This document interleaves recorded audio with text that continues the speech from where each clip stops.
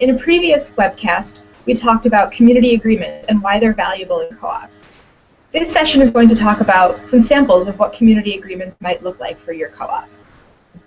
To revisit our earlier discussion, community agreements are valuable because they can be very empowering for new members, telling people how things work and how to change them.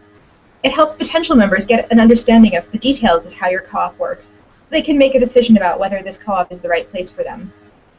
It also means that new members will know what's being asked of them when they come in, rather than being caught off guard by unset expectations. And by joining the co-op, all members are consenting to these agreements until a new consensus is reached. There are some differences between policies and community agreements. Some co-ops have both. Policies and rules address specific issues and outline a process for dealing with problems or repercussions for certain actions or behaviors. Policies are sometimes punitive or sometimes have repercussions that are associated with breaking the policy. Community agreements are more focused on how people act rather than what they do, and are more broadly applicable to situations within the co-op. They're a way for people to set guidelines for how people will interact rather than what will happen if people don't interact that way. For example, a co-op might have a policy that quiet hours are from 11 p.m. until 7 a.m. Someone making a lot of noise during that time would be in violation of the policy, and there might be some sort of penalty. The same co-op might have a community agreement to be respectful about noise levels and to be aware that different people have different needs and schedules. Someone making a lot of noise at 3 p.m. isn't violating the policy, but if someone asks them to turn down the music and they refuse, they're not cooperating and respecting the community's agreement. This is a way for people to be able to set more power over how we interact with each other within our co-ops, rather than focusing entirely on rules and regulations. Some co-ops have community agreements and policies as the same thing, and eliminate the language of policies, and refer to all of their written agreements as consensus or community agreement. There's not a right or wrong solution as long as the agreements are clear, consensual, and non-discriminatory.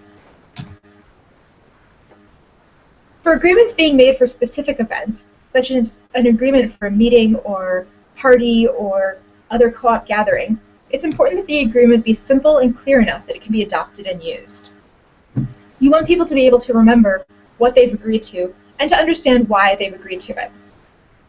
Some common community agreements for meetings include speaking from personal experience, using I statements and avoiding generalizations, not assuming each other's intentions, limiting our responses to people's specific words or actions, listening up if you tend to be someone who speaks more and leave space for people to speak up, or step up if you tend to be quieter, step up and challenge yourself to speak.